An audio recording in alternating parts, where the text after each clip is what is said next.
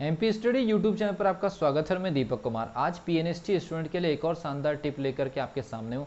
अगर आप इस चैनल पर नए तो चैनल को सब्सक्राइब कर लीजिए, बेल आइकन को प्रेस कर लीजिए। वीडियो में आगे बढ़ने से पहले अगर आप ये जानना चाहते हैं कि हमारी ऑनलाइन क्लासेज जो चल रही है 1499 या 999 रुपये की अगर उससे आप ज्वाइन होना चाहते हैं तो डिस्क्रिप्शन बॉक्स में जो मोबाइल नंबर दिया है उस पर आप सीधे चले जाइए और उस पर व्हाट्सएप पर मैसेज कर सकते हैं या फिर टेलीग्राम के लिंक पर आप जानकारी ले सकते हैं। इसके अलावा हमारी ऑनलाइन टेस्ट जो बहुत जल्दी हम स्टार्ट करने वाले टारगेटेड होगी, पीएनएसटी पर पूरी तरह से टारगेटेड होगी, उससे भी ज्वाइन करना चाहते हैं तो डिस्क्रिप्शन बॉक्स में टेलीग्राम के लिंक के माध्यम से आपको इन्फॉर्मेशन दे दी जाएगी।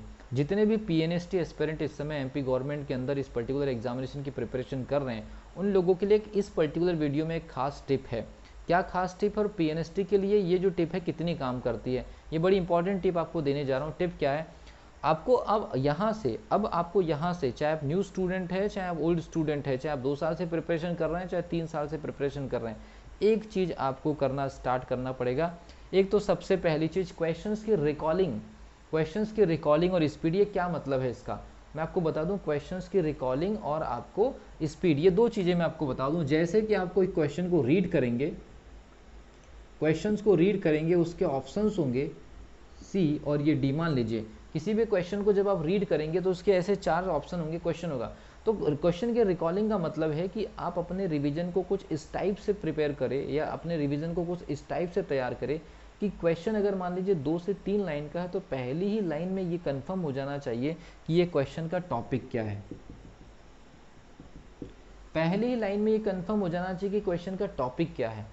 उसके बाद क्वेश्चन को रीड करते करते ही आपको ये समझ लेना है, क्वेश्चन को रीड करते करते ही समझ लेना है कि इस पर्टिकुलर क्वेश्चन में आपको कौन से लॉजिक या कौन से नॉलेज या कौन से बेसिक कॉन्सेप्ट की ज़रूरत है या कौन से कैलकुलेशन की ज़रूरत है या कौन से डायग्राम से एनालिसिस यहाँ पर पूछी गई है या अलग अलग या कौन सी सिचुएशन से इंग्लिश के क्वेश्चन है। बॉटनी जूलॉजी में डायग्राम से, फिजिक्स केमिस्ट्री में कैलकुलेशन या फिर केमिकल रिएक्शन या फिर कोई फंडामेंटल, तो ये आपको तुरंत अंडरस्टैंड करना है। क्वेश्चन रीड करते ही आपको सिचुएशंस में आ जाना है। तो ये कैपेसिटी बनाने के लिए आपको इसकी प्रैक्टिस करनी पड़ेगी कम से कम 20 से 25 दिन। तो सबसे पहली चीज़ अपने रिकॉलिंग कैपेसिटी को बढ़ाइए कि क्वेश्चन रीड करते करते ही आपको टॉपिक क्लियर हो जाए और उसके सॉल्यूशन का वो फंडामेंटल पता चल जाए कि आपको सीधे ABCD में से कई बार तो डायरेक्टली आंसर दिखाई दे। ये चीज़ें आपको पहले करनी है, रिकॉलिंग कैपेसिटी। तो रिकॉलिंग कैपेसिटी में आप जो भी चीज़ पढ़ेंगे उसको काफ़ी अच्छे से रिवाइज करिए और काफ़ी वैरायटी वाले क्वेश्चंस तैयार करना स्टार्ट कर दीजिए हर टॉपिक के। तो इससे आपके रिकॉलिंग कैपेसिटी अपने आप बढ़ेगी। दूसरी सबसे बड़ी चीज़ ये है कि क्वेश्चंस को स्पीड से पढ़ करके समझने की कोशिश करिए। अगर क्वेश्चन को स्पीड से पढ़ने की ज़रूरत क्यों है, मैं यहाँ पर बताऊँ। क्वेश्चन को स्पीड से पढ़ने की ज़रूरत है। ज़्यादातर स्टूडेंट पीएनएसटी में बहुत अच्छी प्रिपरेशन करने के बाद इसलिए फेल हो जाते हैं क्योंकि उनके पास में केवल 120 मिनट होता है और 150 क्वेश्चंस होते हैं। 120 मिनट में 150 क्वेश्चन होते हैं और उसके बाद भी आपके पास में लगभग 30 से 35 न्यूमेरिकल होते हैं। तो ये जो टाइम होता है ना, काफ़ी कंजेस्टेड होता है। बहुत अच्छी प्रिपरेशन करने के बाद भी बहुत सारे जो स्टूडेंट होते हैं वो क्या काम करते हैं, लगभग 30 से 40 क्वेश्चन को रीड ही नहीं कर पाते और फिर बिना देखे उन्हें ABCD लगाना पड़ता है और वो 30 से 40 क्वेश्चन में मुश्किल से 4, 5, 6 क्वेश्चन उनके सही हो जाते हैं। और उसके बाद होता ये है कि जो स्कोर आपका 100 बनना चाहिए होता है वो स्कोर सीधे आपका 75 बन जाता है, या जो स्कोर आपका 80 बनना चाहिए था सीधे आपका स्कोर बन जाता है 60, या जो स्कोर 90 बनना चाहिए था वो स्कोर बन जाता है 65, या जो स्कोर आपका 75 बनना चाहिए था वो स्कोर आपका बन जाता है सीधे 55 के आसपास। तो ये मैंने आपको बता दिया कि फिर ऐसे अगर मार्क्स बनेंगे तो अलग अलग कैटेगरीज में आपका कैसे नुकसान होगा ये आप समझ गए होंगे। तो क्वेश्चन में स्पीड जरूरी है।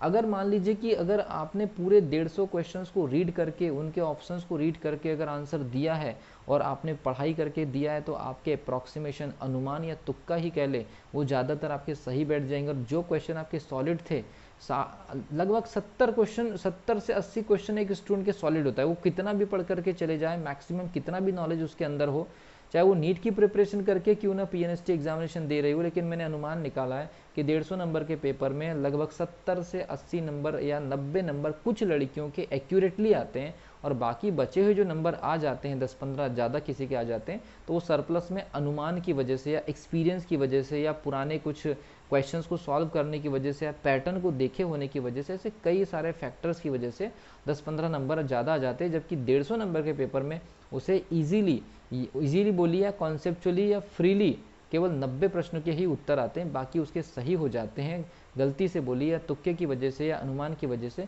तो ये एक फंडामेंटल है, इसलिए अपने रिकॉलिंग कैपेसिटी बढ़ाइए और क्वेश्चन को रीड करने और तेज़ी से पढ़ कर के समझने की ये जो हैबिट है, लगभग इसमें आपको 1 महीना जरूर लगेगा, लेकिन एक नॉर्मल स्टूडेंट से आपको 5 नंबर से 6 नंबर से ज़्यादा का आपका बेनिफिट मिलेगा। इसके अलावा मैं आपको बता दूँ, बहुत सारे स्टूडेंट्स ये कह रहे थे कि सर आपको नीट के बारे में इन्फॉर्मेशन चाहिए, तो नीट के बारे में इन्फॉर्मेशन के लिए एक छोटा सा क्लिप या छोटा सा शॉर्ट वीडियो बना दूंगा। उसके बाद एक नए चैनल पर जहां पर हमारी नीट की बात होती है उस पर मैं जानकारी पूरी की पूरी दे दूंगा। तो मिलता हूं अगली वीडियो में, तब तक के लिए wish you all the best.